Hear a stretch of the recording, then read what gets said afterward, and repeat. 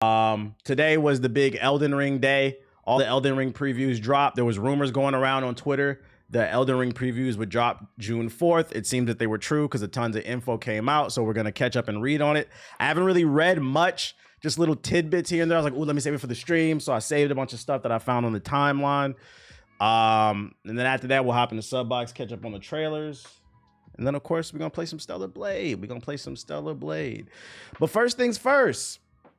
Elden Ring previews. I found a couple tweets kind of summarizing all the different what websites were saying. This first one comes from Shinobi. And they say that in the Shadow of the Erd Tree preview details, we're stepping out into the new realm of Shadow area. It feels like the first time you entered Limgrave. It feels expansive and dense with content. Ooh, it feels like the world is yours. That makes me wonder, is there a boss fight right at the beginning too? I know it can be annoying, but at least somebody wants your attention to the capacity. Oh, don't do that woe is me shit, bro. Your life will get better, Dre. Cut it out. You'll be all right, bro. Get a dog, Dre. Alter goal is following Mikola's crosses as the main critical story path. So basically there's going to be probably like a regular street, kind of like in the main game, that you can just run up and down. But I mean, why would you do that? You got to explore. There are over 10 full bosses plus additional side bosses. So that means there are 10 full like main bosses is what I'm taking that as. And then there's a bunch of side bosses. It's a lot of content. I know you heard the new Drake check. Yeah, I turned on notifications. I literally just dropped a video about it. Talked about it on stream yesterday. Over 100 new weapons and 8 new weapon types. That's an insane number. 100 new weapons and 8 new weapon types. It makes me wonder how many of them will actually be good. Be fully prepared to see your sub box be blitzed with best build videos. Also question some of your favorite content creators when they're live streaming if they just know where all the best weapons are. We know who's watching videos. Yeah, best meta build. That means you're gonna need to explore because you want to find like the best shit. Heavy Smith Script Axe is a new weapon that can be thrown with any cost of resource attached to it. Also, it doesn't cost stamina to throw the axe, making it an effective choice. The backhand blade can be split into two dual-wield swords to stab enemies into their sides. That sounds pretty cool. Movesets might be shallow though. Only time will tell. We're gonna have to see. Martial arts. This new weapon type that lets you go barehanded with heavy punches and swinging kicks, which can also be assigned to a skill. Leaping through the air and dishing out a flurry of kicks is one example. Shout out to Clouded and Assassin with the sub. This sounds really cool, and it's like I kind of want to try it, but then I feel like you got to redo your whole. That's the only thing. This feels like almost a whole. This is not DLC. This is an expansion. It's like you want to try some of this stuff, you might have to respec your build. You might have to go talk to the queen. Because I feel like what would be most effective for this build is you probably want to max out your strength as much as you can so that you hit hard as fuck. And maybe your dexterity so you're punching fast. What's a good enough trail time of playing Elden Ring? What does that mean? I don't understand what you're asking. Debating, should I wait for the expansion before I play for the first time? You should just play the game. It's going to take you at least like 100 hours to beat the main game. I don't know why you would wait for the DLC. Billrat is a large forest dungeon between the sides of Stormville Castle and Castle Morn. Lots of optional paths, tons of content for exploration. Shout out to J2 Nasty with the sub. New baddies like small and large scorpions. That's what you meant in the chat. Somebody in the chat said I read new baddies incorrectly. Nah, not new bad bitches. New baddies like small and large scorpions, grave birds, hatchets, wielding ghosts, heavily armored knights. I mean, that's to be expected. New enemy types, right? One of the bosses, the Divine Beast, a dancing lion from the trailers, alternates between ice and lightning powers, forcing you to adapt. That's got to be like the first boss, and that's the only reason they're showing it. It's probably the only one they're going to show. Shadow Realm Blessings, new optional system that uses consumables, scatter tree fragments, and applies a stackable buff that negates some of the incoming damage and increases the damage you cause to opponents. So there's new ways to add to your build. New baddies alert. New baddies alert. And then he's got a links to a bunch of articles. Kami also did a roundup. Let me see if there's anything different he added in here. Maps more densely packed, 10 bosses, 100 weapons, 8 new weapons type. DLC is reportedly around 30 to 40 hours. I wish they would specify what that meant. That makes me think it's going to take the average person 30 to 40 hours to beat the main storyline. And if that's true, that means the rumors we got last week about the full DLC, if you want to 100% it, is going to take people on average 70 hours to 100% it. Which means if you fucking suck, the DLC is really like 100 hours. This is basically a whole new game. And most y'all suck, so. Map is roughly equal. I don't want to hear nothing about my 16 hours. Remember, most you niggas casted the most powerful spells. You did co-op. You had the Rivers of Blood, and you had a mimic tier. I don't want to hear it. I don't want to hear it. Well, I could beat a boss in 2 tries too if I was playing with fucking 5 niggas on my team at once. Map is roughly equal to Limgrave plus Weeping Peninsula plus a touch of Khalid, so it's big as hell. There's a guy from Toronto. That song is hilarious. We're glad Drake helped the TikToker out. Yeah, all right. I'm glad Toronto likes it. The nigga's still taking an L for the rest of the world. Don't nobody want to hear that shit. Do Toronto niggas not realize that like nobody likes y'all accent? Your slang is horrible. You're cheesing, fam. Cruelty. That shit's gonna be hot for all of 2 seconds, bro. Just like I'll tell you the same thing that I said in the chat yesterday to Cammy. I'm like, just take a step back. You lost a rap battle. You claim to be this war general, this 5-star war general that's pulling the strings. Do you think it's a good idea to drop that shit after you just lost? From an optics standpoint, enemies overall are faster and more agile, so your reflexes are gonna get tested. Shadow Realm blessing system beginners can use a stackable consumable. Oh, that better explains. That better explains it. That's why it's funny. The song was a viral TikTok for a month. Y'all claim Drake not for y'all culture, but get mad when he drop a song for us. Snow Day's not even an artist. Well, the counter argument to that is he's not of that culture either. Who got that clip of Drake saying that when you use slang, that shit is ignorant? He's not of your culture either. I don't think anybody was making the argument that Toronto doesn't have its own thing. It's he doesn't have culture. There's literally a clip of him saying, don't speak like, in front of white folks, don't speak like that. That shit is ghetto. Hey, but whatever. I guess hometown hero, I guess. We're moving the goalposts. Yo, shout out to Inhuman Line with the sub. Appreciate it. I'm hearing enemies right out the gate. If you feel like it's a win, good for you. The rest of hip hop does not agree. Doesn't matter if it was for Toronto anyways, because it's still a bad look after taking an L. Yeah. When does Elden Ring get? Here's the clip of him saying it. Oh, you got this nigga had that shit on deck. Here you go, Crody. Really dark, really romantic. Got to know them much better, so it was fun. Do you have like your words up there that like kind of funky and weird? He was like 16. See, this is look. Hey, you riding real hard for him, bro. You riding real hard for him, Darth Drake. What that matter? Your high school years are your most important years because that's when you're growing up in the city and that's when it makes you who you are. So if he really was a Toronto nigga when he was 16, he wouldn't be doing this because this is when it would be shaping your character. This nigga's a fraud. Like, it's okay. We can still like his music. 2 things could be true. Saying like, what are you guys doing? Say man's like you. It's really weird. Yeah. So man's like you are going to that, and then this means like the group. Crew. That's interesting. It's not. It's really ignorant. What about rude? That's rude. No. That's a good thing. That's fat. That's dope. Yeah, I hear that. These are old school, like. Yeah, those are old school. I don't want chocolate. He said, I'm a fan. Well, clearly. I know you are. The argument's disingenuous, TBH. She was 16. Point of views change. No, it's not a disingenuous argument. It's actually, it's a completely genuine argument. He's code switching. It's not authentic. Most black people, when they code switch, they're code switching from the culture they came from to assimilate into corporate America. He's code switching from his upscale Toronto neighborhood to assimilate into hip hop culture. So it's not authentic. What's the name? And you're like, the argument that people change is not a fair argument either. Because if he had an authentic hip hop experience, he had an authentic black experience, then the changing would be, he would probably use maybe less slang as he got older. Like you would think he would mature, but instead it's the opposite. he's going from being this is who he really was to now he's trying to portray something he should have did when he was younger. None of y'all arguments make sense. Yo, I'm not gonna lie. I said this yesterday. Like, we're supposed to be talking about gaming. We're supposed to be talking about Elden Ring. The most annoying thing to come out of this battle is you niggas, and I like Drake, but the most annoying thing to come out of this battle is it's really exposing y'all as hip hop fans. Y'all just cannot accept that he took a L.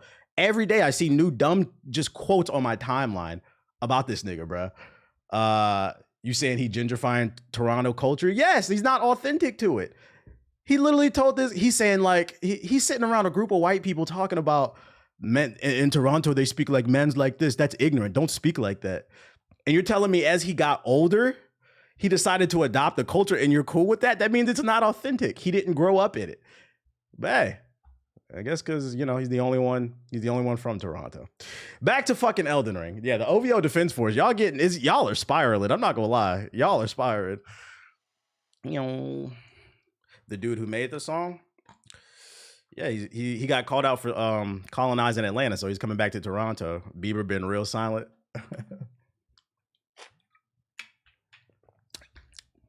Man, almost 40 years old. Like, damn, Unc, you still in the club? Thought he was from the UK. We don't know where that nigga from, bro. Back to Elden Ring, though. I'm over it. We'll agree to disagree, because at the end of the day, I don't really care. I don't really care that much. It's just music. We'll agree to disagree. If you think Drake is a real Toronto roadman, that's what's up. I thought you was about to say, I'm just saying. I'm just saying. Okay, what else we got Elden Ring related? How long did it take for you to beat Elden Ring? I want to say I had like 115 hours on it when I beat it, something like that. Most people on average, it takes them like 100 hours. From like different people that I've talked to. If you're like really good, it might take you like 70, and that's because you ran through just like the main bosses. But even like Kai, it took him like 100 hours. So I mean, like, on average, it'll take somebody. So yeah, back to what he was talking about, Shadow Realm blessing system. So this is crazy. If I'm reading this correctly, not only will you have the Mimic tier, co-op, and the Rivers of Blood, but now you'll have this new blessing system that gives you another buff. You niggas gonna have more options to cheat. And there's an axe you can throw that costs no stamina. Oh yeah, we better see some hella fraudulent playthroughs, boy. But as long as you're having fun, right? It's your game. You pay $70. Right? Forget the DLC. This is a whole sequel. I don't know about a whole sequel. I would call it, it's like an expansion. You see a video. I got a video about it. I just want to read too. There's a couple headlines that grabbed my attention. Shadow of the Erdtrees, Elden Ring's fastest weapon yet, including a martial arts weapon that made it feel like you're playing Sekiro. I wanted to see what that meant. It's gonna be some Mickey playthroughs. I just want to hear about this weapon. Okay, here we go. The Souls series has some similar weapons before Dark Souls 2. Ivory King DLC introduced the first. Yeah, Elden Ring's version is almost balletic. How do you pronounce that? To watch? I'm gonna assume that means like ballet. If it's a katana, I'm locked in. If it deflects like Sekiro.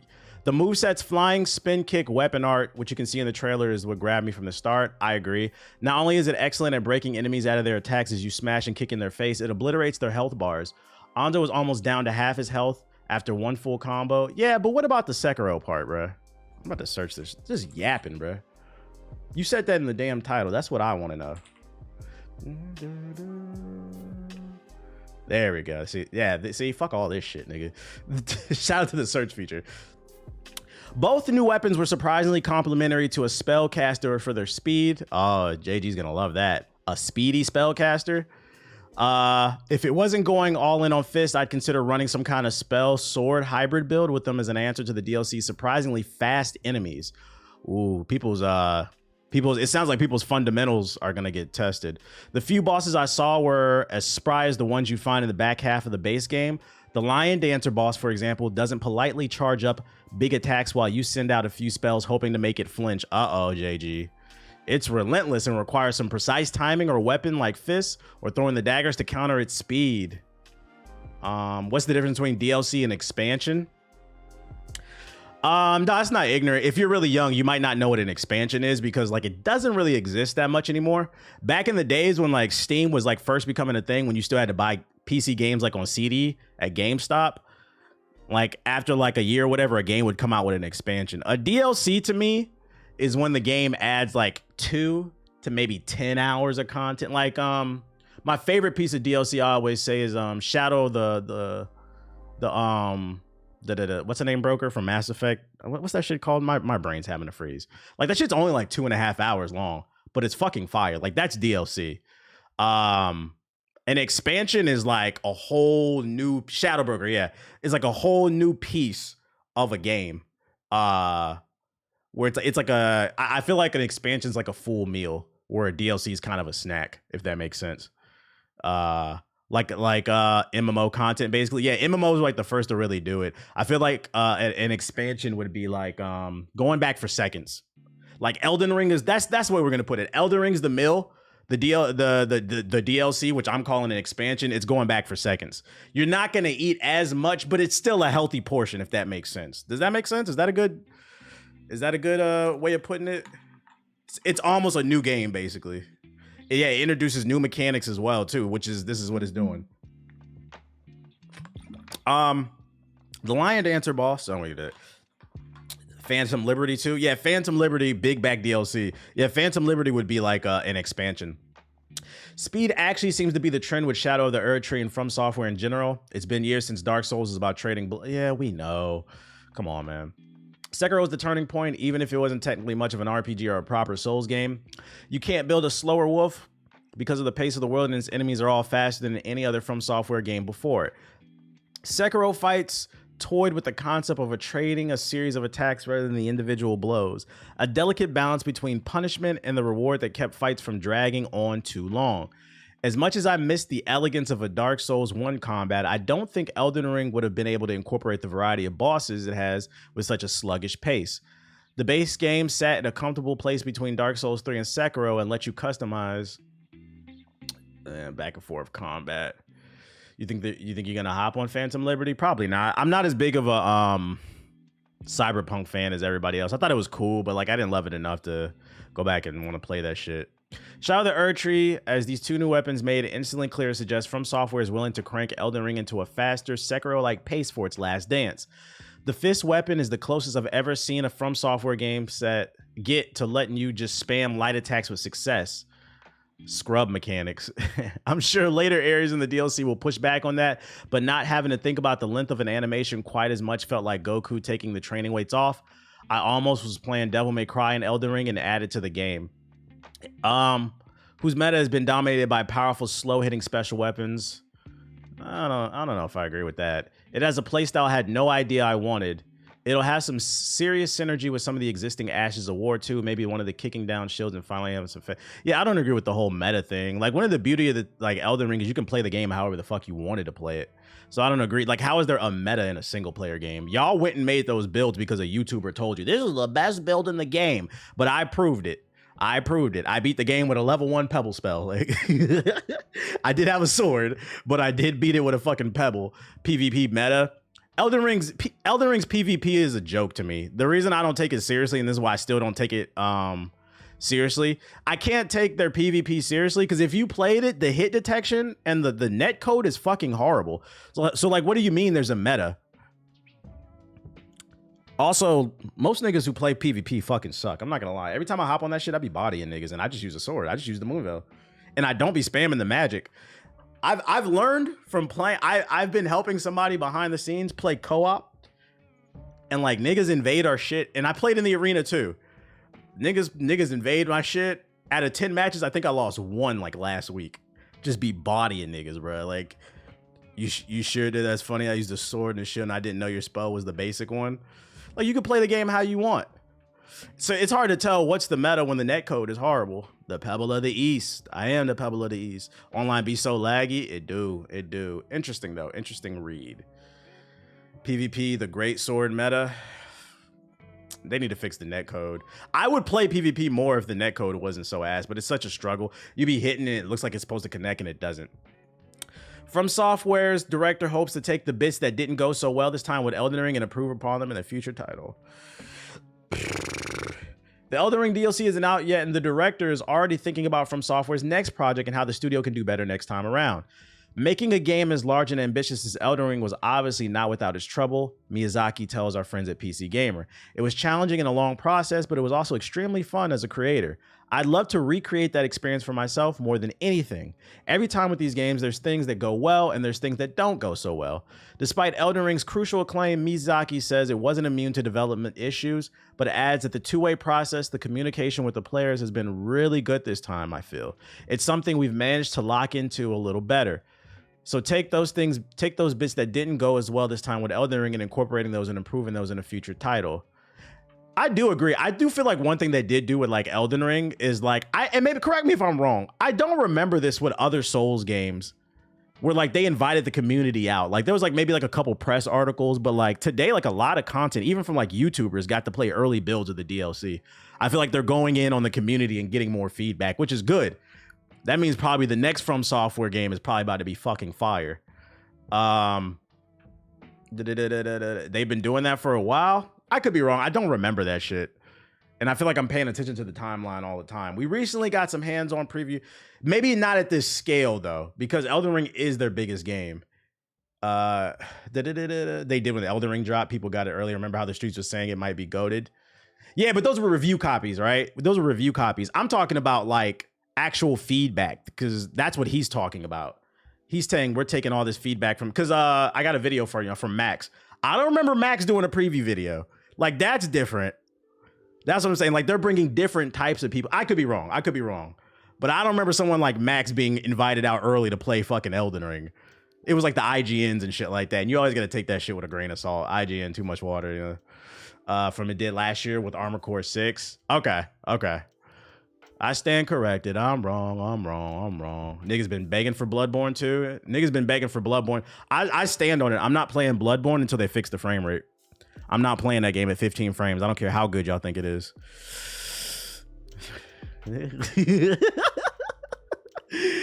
Interesting quote though. Bandai Namco never did huge community previews until Elden Ring. So I'm right. It was Elden Ring, and then they did it with Armored Core. Like, it is a fairly new thing with them. Just give me Bloodborne at 60 FPS. Yeah, when they announce Bloodborne for PC 60 FPS, I will play it. Until then, no thank you. I'm not gonna play no hard ass game with some slow ass frame rate. Do you think the next game would be easier for the casual audience? Yes and no. I would not. Well, no, that's hard to tell because Armored Core 6 was a hard game, and no. Armored Core 6 was a hard game, and then they nerfed a bunch of the bosses, right? They might be falling into the trap of listening to the community a little too much.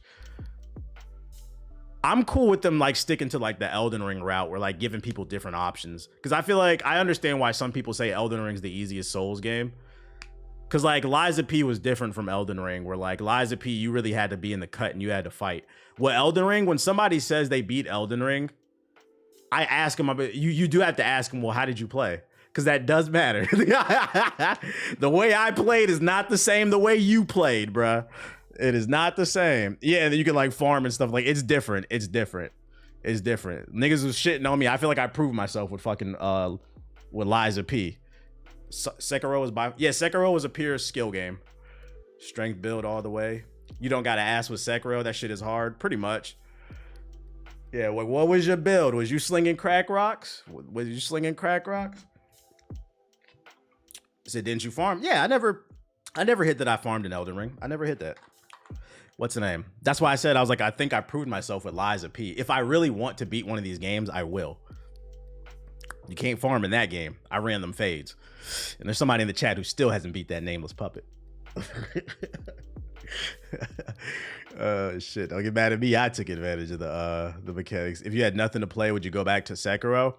I do plan on beating that game one day, yeah. It's always like, you know, I gotta keep up with the latest games. You said name them? They're too busy grinding their warlock build. Oh shit. I got some gameplay for y'all too. Oh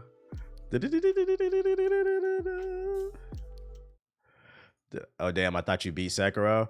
Nah, I'm not gonna lie, that shit pissed me off when I beat the Great Ape, and then that second ape dropped down. I was over it. I was like, no thank you. I just never came back. I never rage quit the game. I just never came back. I just forgot about it.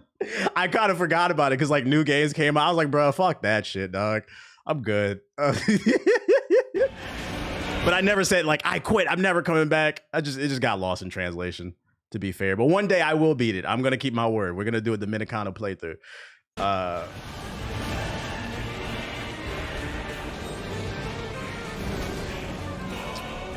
I think this is the boss they were talking about. I saw your IG ad. Huh? Can I get a link to that? Is somebody using my likeness, my nigga? I don't have an IG ad. What are you talking about, bro? Yeah, let me get, hey, drop the link, Black Hoodie. What the fuck? I saw your IG ad. I don't have an ad. Yeah, I'm gonna need a link. Dead ass. Somebody using my likeness? You niggas gotta pay. I don't even be on Instagram. Like what? Some people use streamer reactions for ads. Yeah, it might be that. Let me get a link to that. AI voiceover, you endorsing Trump? No. I am not Sleepy Hollow. And it's for the streamer house. Oh, if it's that show, okay, that makes sense. If it's that, then that's fine. I forgot that shit was coming out. Yeah, I know what you're talking about now. I've seen that one. I just don't acknowledge it. Yes, I'm not Sleepy Hollow and Chef G. Relax. That shit looks so fire right there, throwing the hands.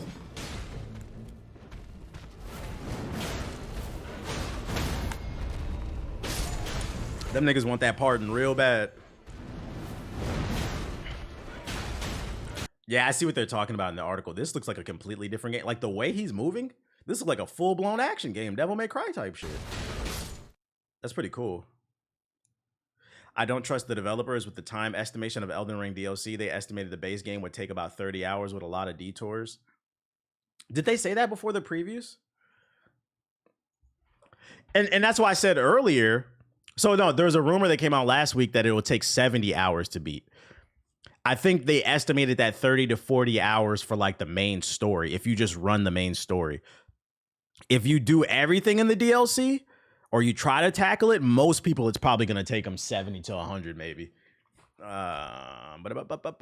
Which we like, you know, y'all complaining about $70 games not having no content. That's some content. That looks so cool, that art design. They got now see, this is what I mean.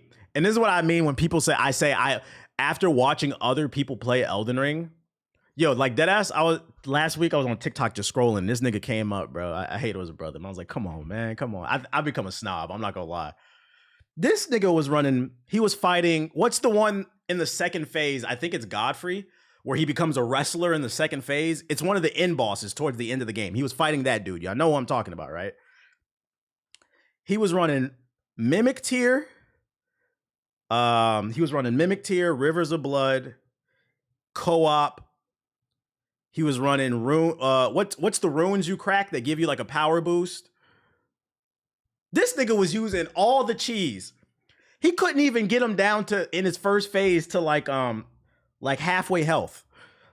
Yeah, rune arcs. He was using all the cheese at once, and I'm sitting there watching that. Like he didn't even have like his basic.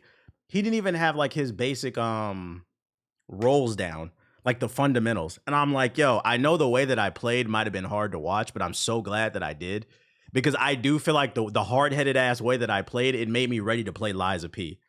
Because like once you master the fundamentals, you can do everything. You can do everything else. But I'm like, bro, how did you get this far in the game and you didn't know to like roll right and turn the corner, nigga? That's half the game. Roll and turn the fucking corner and just assume. You got to stop playing it like a fighting game. It's not a dance. My turn, your turn, my turn. It's their turn, their turn, their turn, their turn, their turn, then your turn. I was like, God damn, bruh.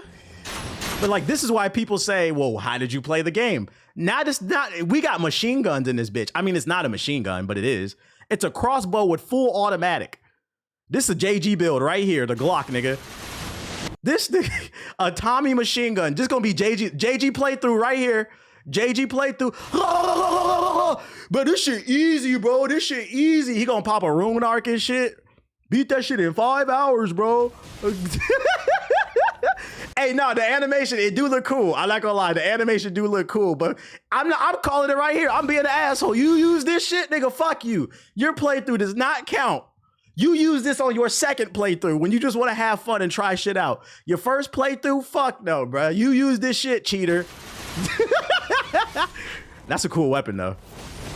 That sword looks cool.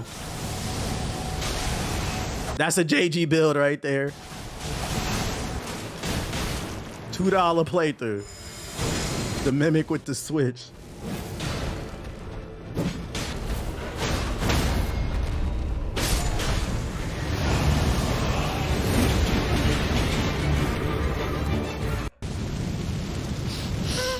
This shit look fire, bro. This shit look fire. I think this one's from Famitsu. Since I don't play for an audience, I won't artificially make a game without difficult settings harder by limiting it. I feel that. I feel that.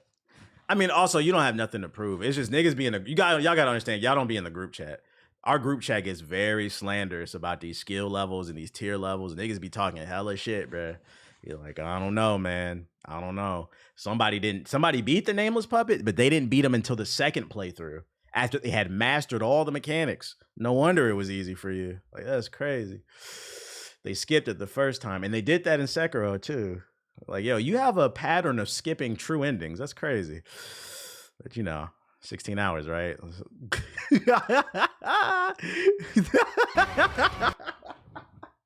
16 hours, right? We're not going to talk about what other niggas be doing. We've got a lot of data on somebody. TBH, are you a New Game Plus? So you might want to beat Mog. I beat Mog already. So like when the DLC first got announced, if the group chat ain't beefing over the skills, are y'all really friends? Pretty much. Yeah, when the DLC first got announced, it said that you needed to beat Mog in order to. Somehow I missed that one. So I went back and beat him like a month ago. It took me like 45 minutes. He wasn't too bad. Once his attack pattern wasn't that hard to figure out. It was just the AoEs that were kind of annoying to me.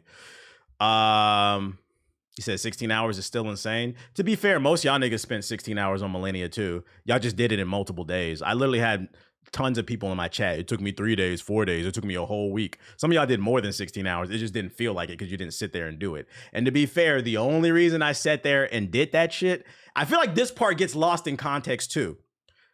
Remember, this is when I was doing G4. It was my only day off that week. I had to beat her that day because if I didn't beat her, I would have had to wait 2 weeks and it would have been like, I would have been like super rusty. If I was working like now where I'm working from home, after about like 2 or 3 hours, I would have got off the game because that's what happened with the Nameless Puppet. Like I got to the Nameless Puppet, I fought him for like 2 hours. I said, fuck this shit. I'm gonna try again tomorrow with a fresh set of eyes. I was like, I'm tired because it was like I had been playing the game already for like 4 hours. I was like, I need a break. I had to beat it that day.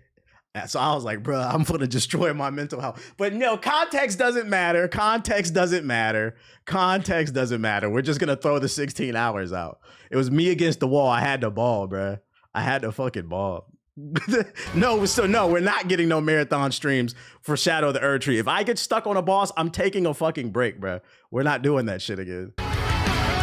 So shout out to Envious Pride with the sub. Let's see what Max got to say. What up to hot dogs? Let me see. Max here, back with some impressions of hey, this footage is crispy. Up today, and this one big 4K. Substantial as it's probably one of the biggest DLCs for a game ever.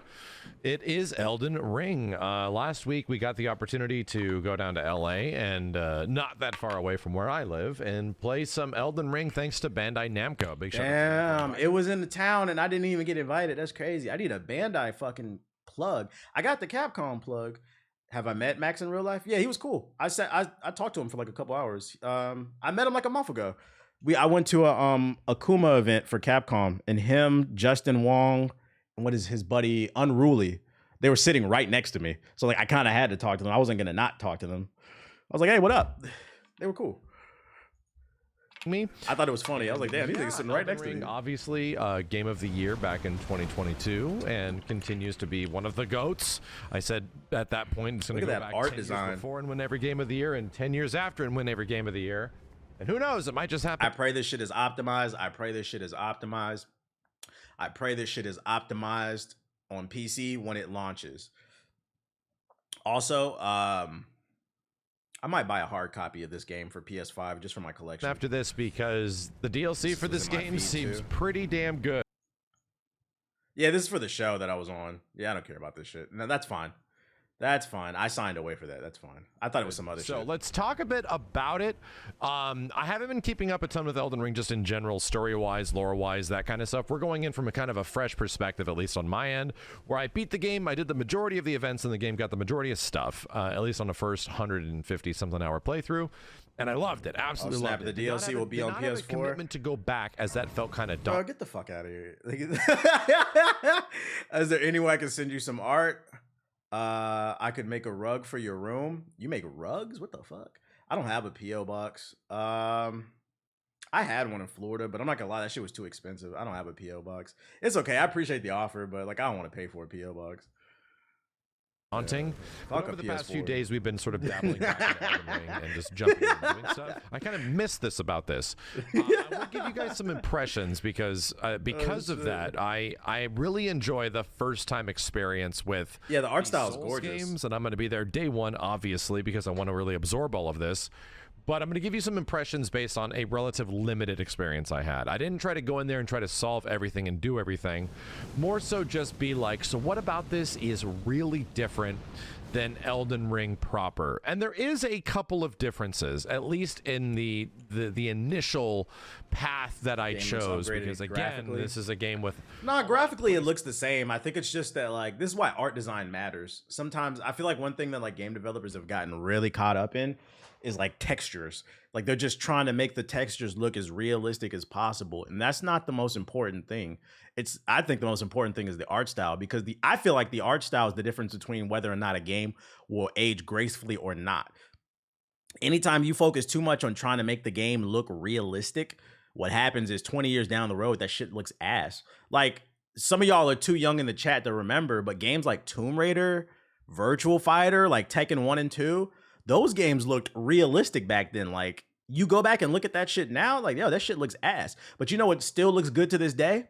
Zelda, Wind Waker, Beautiful Joe, Jet Set Radio. So like that's why I'm always pushing, yo, stop all this. This is not a game that's trying to be realistic. It will age gracefully because of it. Yeah, Okami, art matters, bruh. As you can go a lot of alternating paths. I effectively went to like the left as a result of the Site of Grace. And was like, okay, so what's over here? It's a big castle. It's a big, sort of like big zone and area and level. I'm going to see where this That's why it breaks my heart what happened to Hi-Fi Rush. Hi-Fi Rush will age very well. And the thing I did notice right at the Oh, yeah, we watching the Acolyte, absolutely. You build, they give you a character with enough stats to kind of manipulate. They talked mad shit about Wind Waker. And there's a lot of new weapons. The thing about being great a lot of times is you get criticized because you're taking and this is anything. This is not just like art. This is anything, any type of innovation. When you're taking a road that's unpaved, people are going to criticize you. What's the name? Because like they can't see the vision for yourself. That's why it's important. That's why it's important not to tell people your goals unless you really fuck with somebody heavy that you know that supports you. But for the most part, kind of keep your goals like close to you.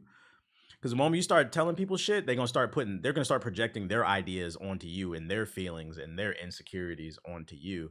So like me personally, when I was a kid, I always thought Wind Waker looked good, but people were upset about Wind Waker. I remember that they were upset about it because it didn't look like, because Ocarina of Time was a game that was supposed to look realistic, but I think Wind Waker aged better.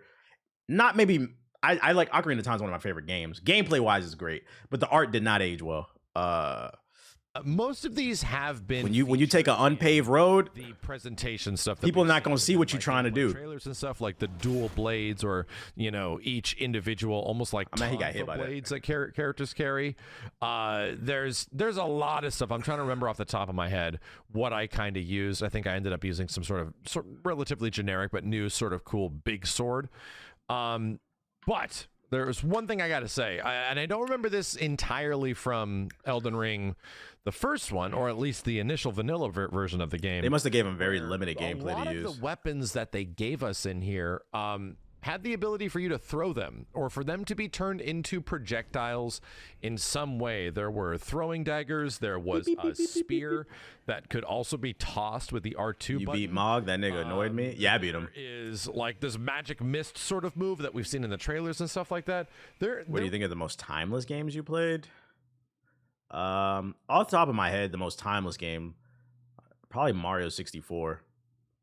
I feel like there was gaming before and after Mario 64. Like, remember, like, music before and after Thriller. Like, that really changed everything, I think. There's stuff in there that, like, it didn't age as well, but, like, it's still a timeless game because it's so influential. It is, like, without Mario 64, you don't get Elden Ring. Just like the way the cameras move and shit like that. Like, just so many games that copied it. Stuff in here that acted as not just a close range weapon, but also a projectile attack. And I thought that was kind of fascinating. I thought there's sort of like, yeah, clearly you can play Elden Ring a billion ways, and accessibility is one of the names of the game. Basically all the classic Nintendo games, pretty much. I thought it was kind of cool that there's even more sort of ways that they're trying to open that up. In the AI started in the same way you mentioned it. I don't follow any particular channels. I just Google Midjourney, like, tutorials. About a couple of hours. I did not go to every Halo Combat Evolved. area, every nook and cranny, and try. Yeah, Halo changed first-person shooters on consoles. I think GoldenEye walked so Halo could run, like those two games. But GoldenEye didn't age that well. Halo Combat Evolved aged a little bit better. But yeah, you could make that argument. Try to explore that therein, or even look for story stuff. I kind of did not want to be spoiled a ton. If you want to talk shooters, probably Doom. Areas. So I mostly I don't use free AI. I use Midjourney. And one free AI you is can probably it's not going to be good. You're going to have to pay for the good stuff. And this was the boss. Yeah, it's in Discord. Eventually well, you can do it on their site, but you can make your own Discord server too. Just look up tutorials on how to do it. Shout out the Nightmare with the sub. Where I did not want to use summons or like Ashes of War, or not Ashes of War. I think it's he said I don't want to play like a bitch. The actual, physical calling of spirits and stuff like that to help you out. I didn't really want to use that, so I was like, all right, I'm just gonna stick this and go over there and find something. And I can't wait till rivers and my blood wade through this. I'm about to spam that blood. Hey, it might not work, bruh. It might not work because they said that this shit is harder and there's new power scaling to this shit. So it might not work. We don't know what the meta is until this is what's exciting about fucking Elden Ring. When that shit comes out week 1, be careful who you listen to because there is no definitive way to play. Everybody's going to be figuring this shit out. With a lot of like cool stuff. Reminded me a lot of, I think it's Leyendell Capital. When you first go there, it just seems like really vast and there's a lot of labyrinths from above and below. Kind of reminded me of that. And by the time you eventually get through, you are met with this sort of like, you've seen this like character before. It almost looks like there's a person underneath it wearing a lion costume. So there's this big cat creature that you fight, and this boss is a friggin' nightmare, dude. Looks like one. And yeah, I think I was actually on the boss because I also did not want to get spoiled too much. I just stuck it out. I didn't do summons. I didn't do any spirits or anything like that. I was just no like, bitch shit. Figure this out. No bitch shit. I got him as close to like 15%. I might have spent 60 to 90 minutes on this boss, dude. It was legit. Oof, imagine going to a preview event for these type of games. I've never been to a preview event for like a Souls-like game. That's gotta suck because you're trying to get as much footage as possible, and he probably got stuck, right? They said, all right, the demo's 2 hours. Like, you spent fucking 60 minutes on one area. Like, fuck. Ridiculously tough. Lots of different phases. I feel his pain.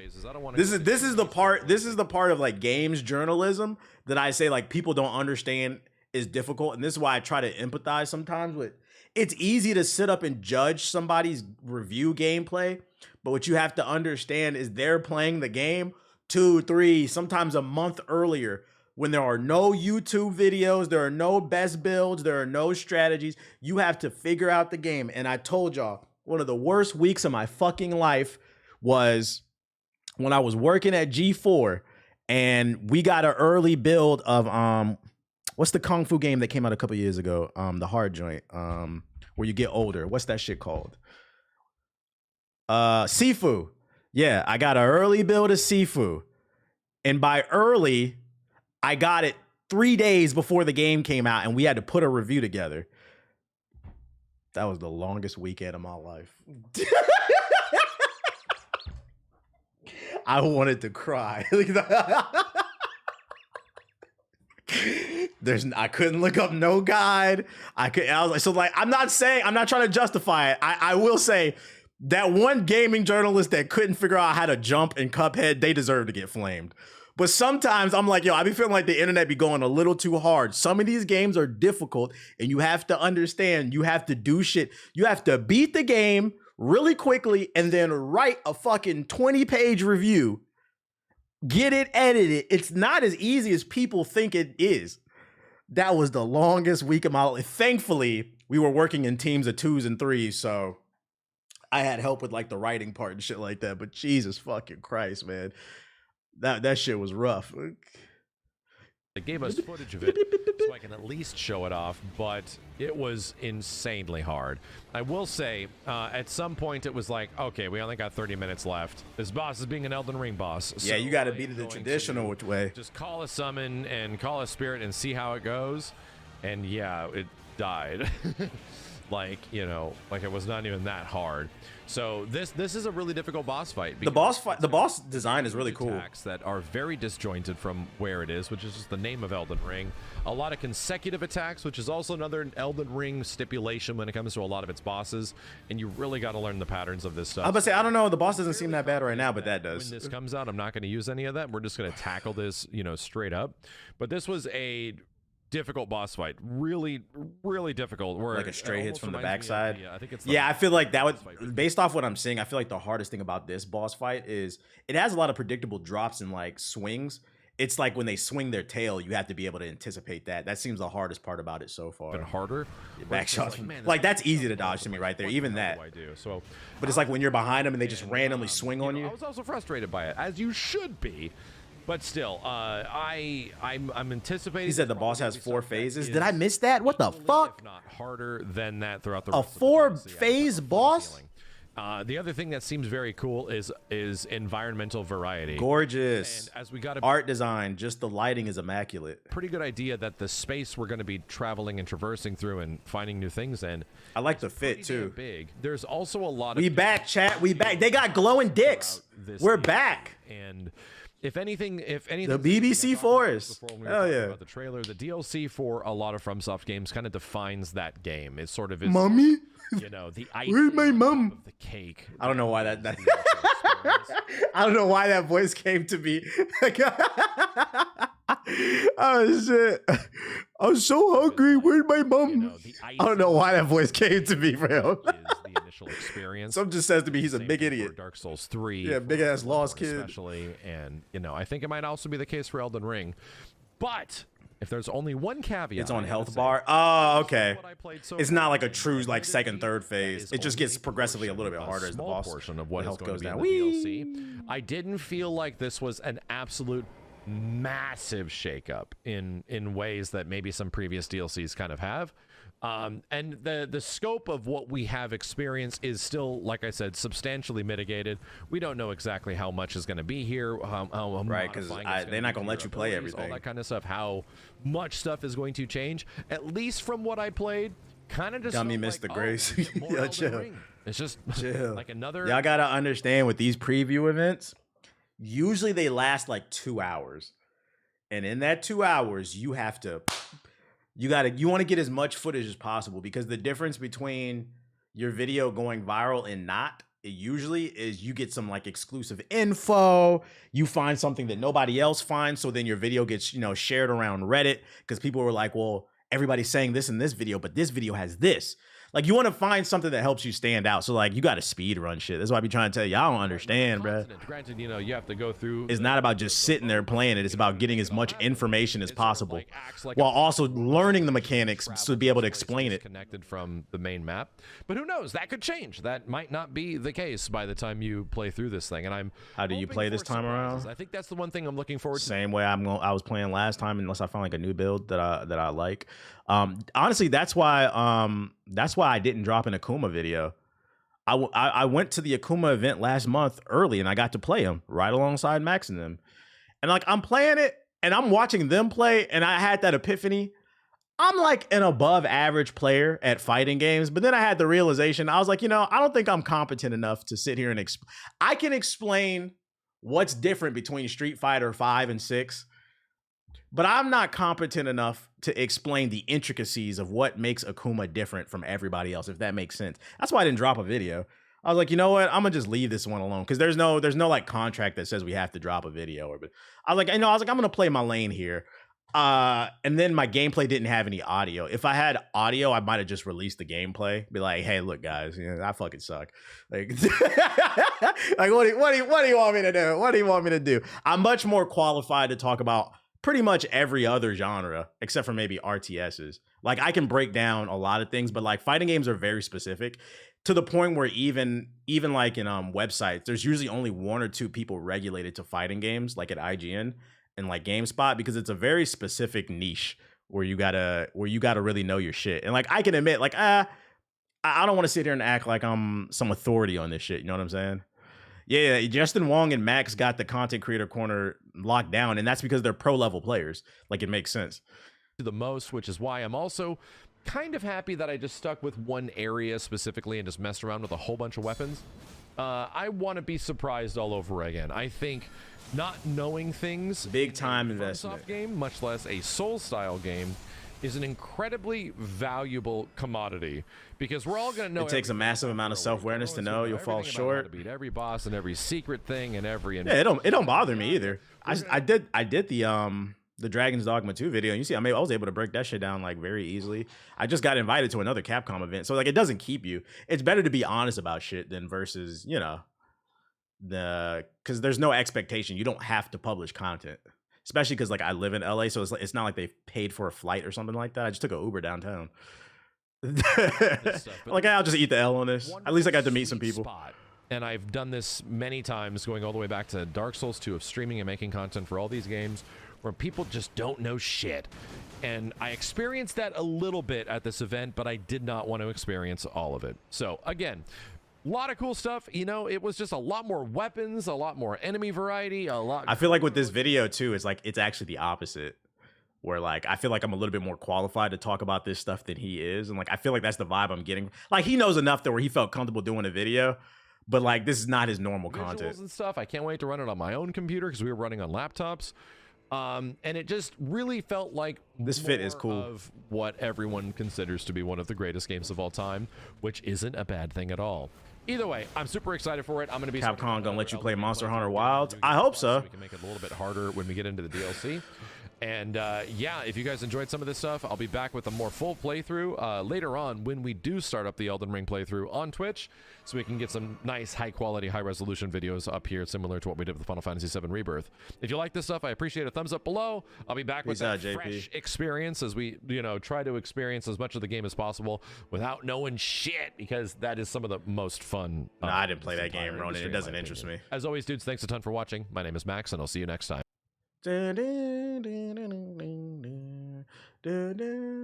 Looks good though. I like the new fits. It looks good. Do I have anything else? Elden Ring? No, that's all I got. Elden Ring. Oh, yes, there was an IGN video, right? Let me look it up. I don't know if you covered this last week. It made me anxious. Oh my god. That's not real. That's not real, Ronan. We talked about this yesterday. It's not real. It's from a fake account. I don't know why that made you anxious. Just look at the account. It's not real. IGN, Elden Ring, DLC. Oh, no, not review. I clicked the wrong one. 4 hours ago, we got another 10-minute video. Dearest Mikola. Oh, this is everything you need to know before. No, I don't want that. The fastest way to reach. I don't want to know everything. First impressions. There we go. 8-minute video. Before we start this preview proper, a couple of quick notes. All of the footage that you're seeing here was provided by Bandai Namco, as I was not allowed to capture my own footage from the preview event. Also, let's start with a spoiler warning, because I know that discovery is one of the core elements of Elden Ring. So if you don't want any of that discovery compromised by hearing me talk about the things I found during my preview time, the TLDR of this preview is, it was awesome. Samurai. It was like playing Elden Ring again for the first time, but with an endgame character in a brand new open world. I like that. Felt like Elden Ring for the first time.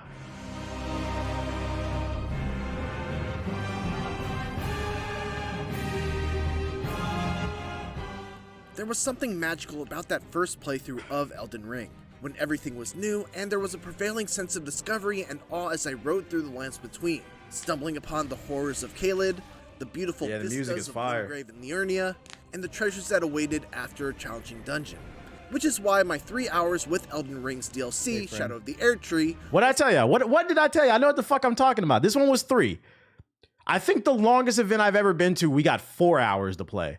So yeah, on average, you get about 2 to 4 hours to preview a fucking game, and that's rare. Usually it's 2 hours. He got 3 on this one. So exciting, because it felt like I was playing Elden Ring again for the first time, in a brand new realm to explore, with new discoveries, new surprises, new gear, and you'd better believe new challenges, even despite my provided 150 level character with endgame level gear.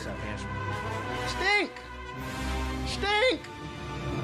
Stink! My 3-hour play session began at the Cocoon of the Empyrean Site of Grace, which is where you do battle with the optional boss battle, Mohg, the Lord of Blood.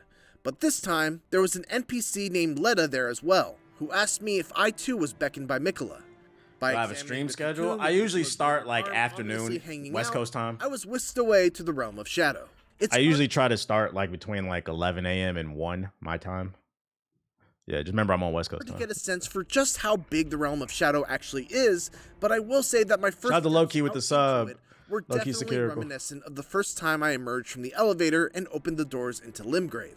There were obvious areas of interest right from the get-go for me to explore, like a crypt that was directly to my left, some scorched ruins directly up ahead, a large castle off in the distance, You don't know and where to the go. towering flaming brazier enemy from the trailer roaming around just on the horizon.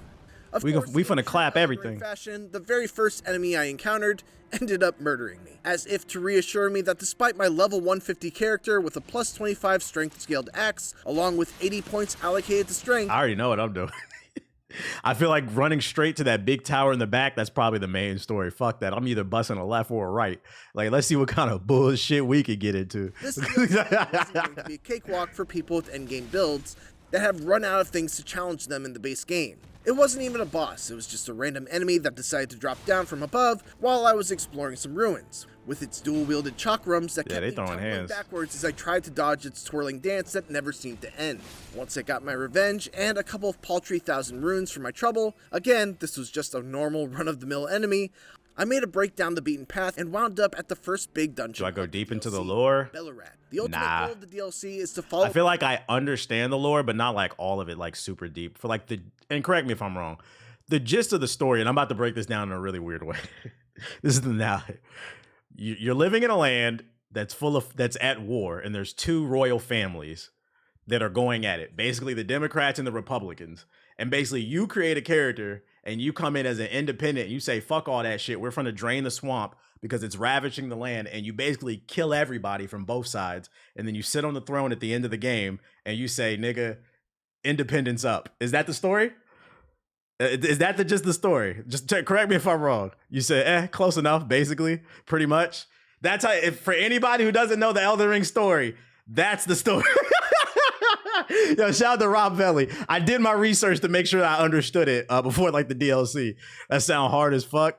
So yeah, that's why the world is so like there's so much carnage, is because of the 2 royal families, which is the bosses. They're at war, which has fucked up the land, and you come in as an independent and say, "We're sick of this shit. We're draining the swamp." Miquella's crosses, which essentially act as 2 sides of one footprints family, but you're inside right. most Close of the enough. critical path. The first one I found also Story? I was killing read, shit. The Gate of Divinity lies in the tower sealed by shadow. That is surely where kind Miquella is headed. We are no Empyreans, but we must locate the path that will lead us there. I will follow the crosses east. Bellerat itself We was getting a Elden Ring fairly in large November? dungeon No. It's the 21st. It's this month. that was somewhere between the size of something like Stormville Castle and Castle Morn. It wasn't quite the size of a legacy dungeon from the main game, but it's still pretty lengthy and filled with plenty of optional side paths, many of which I November didn't is get the election time, opportunity to don't fully worry. explore. It was a fortress filled with all sorts of new nasties, from scorpions of both small and gigantic varieties, to relatively weak guards that like to hide around corners waiting to ambush me, shit. to grave birds that sat perched on ramparts, to heavily armored knights with giant weapons that would occasionally use shoulder charges to bash me from 15 feet away. That's so fire. Every enemy I fought was a new encounter for me to learn, which was an exciting challenge to overcome. The boss of Bellerat is one that you no doubt will remember if you watch the reveal trailer. It's called the Divine Beast Dancing Lion. It was a difficult fight, and one that required me to make use of one of the new summons in Shadow of the Erdtree, Black Knight Commander Andreas, along with swapping my weapon from the heavy-hitting Fire Knight's Fire Greatsword to the much more nimble Backhand Blade, which allowed me to hit and run much more easily. Perhaps the coolest aspect of this particular boss was the fact that its second phase has it alternating between ice and lightning power-ups, forcing you to also have to contend with either random lightning strikes or massive AoE ice attacks that build up frostbite, on top of also avoiding his heavy-hitting attacks. Oh my lord. Eventually, I prevailed, gaining the lion's head to wear as a helmet, horrifying but cool, along with his remembrance, and then moved on New to the fits. main dungeon, Castle Ensis. This place reminded me much more of the Caria Manor, minus, the horrifying hand monsters. There were lots of magic. She reminds me of a character from Soul Calibur. I can't remember. Like this fit. I don't know why. Wielding enemies, including a Shout out to DJ giant Car with the Orion sub. armor that was very Yeah, much I'll be like playing on those from stream. one of those Everjail boss fights. And an extremely difficult Korian I'm Knight sure they'll be that very brought to mind the entertaining fight against the enemy streams. that guarded Renala's chamber in the Academy of Raya Lucaria. Fitting because this enemy guarded a boss named Rolana. Rolana was definitely the hardest boss to take down during the preview window, combining fearsome melee sword skills with extremely powerful magic attacks. Is In her 33 on the second phase, chopping her block two now? swords would be imbued with Nah, it's in heavenly beta right flames, now, I believe. giving them all new attacks that would set the arena ablaze and make her attacks extremely difficult to get out of the way of. And just when I thought I would have the win in the bag, she would float up into the sky and cast a version of Renala's full moon that would crash into the ground for 3 devastating shockwaves that could basically one-shot me from full health. If it isn't clear already, know who you're Shadow of the talking about? Erdtree is hard. Who But am I you're talking? not I don't left know who I'm talking about. What are you completely talking without about? a lifeline. What? What are you talking about, bro? Scattered tree fragments that can be You said it's 33 immortals on the chopping block, and I said no, it's in beta. Then you responded and said, I know who you're talking about. What are you talking about, dude? brought back to a site of grace and I'm turned confused. in, I would love to much know. like you would a Sigurd Tear or Golden Seed. These fragments will decrease the amount of damage that enemies deal to you, but only while you're in the realm of shadow. In addition to that, you can also find Oh, the Soul Calibur chick. Oh, okay. Yeah, this nigga having 2 different conversations in the chat, bro. blessings. I was confused, like, what? But these will instead increase the amount of damage dealt by your spirit summons. While I didn't get to explore the optional paths as much as I would have liked during my 3 hours, Sophia. That was her name, I still Sophia. managed to Yeah, find yeah, yeah. plenty of brand new weapons, talismans, armor That double sets, sword is fire. cookbooks, crafting guides, and even an ancient dragon smith. Oh, crafting guide! Oh, sweet! With some We're really cooking. unique properties and weapon arts that made them behave We're quite differently so from back, anything else guys. in the main game. The heavy smith script axe, for instance, could be thrown with the press of the heavy attack button, without any sort of cost or resource tied to it, making it very effective both at a distance and close up. The Milady has a weapon art that puts you into a Milady. stance with your arm outstretched to the side, and from the stance you can do a number of cool follow-ups. You get crazy range like with a that. leaping and lunging stab attack that's very similar to what Melania can do. Onward.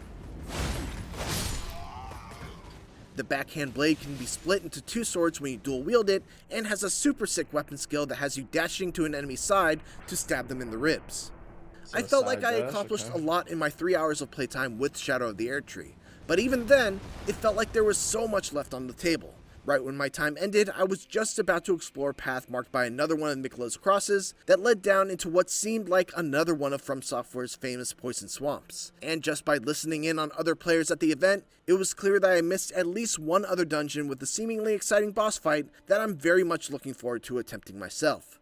Fortunately, the wait isn't much longer now, as Elden Ring Shadow of the Erdtree is set to release on June 21st. Thanks for watching, and for more Elden Ring Shadow of the Erdtree, make sure to check out our video showing how to get to the DLC as That's quick how as big you the can, map is. They along with said our 30 video to showing 40 ways to hours get of ready before content. the DLC lands. And for everything else, keep it here on IGN. Big counter. Erdtree waiting room. Erdtree waiting room. Damn, can we get a normal swamp? Nah, they're gonna put some swamp ass in that bit. They're always gonna put some swamp ass. It's over. What's over? Marvel Rivals is not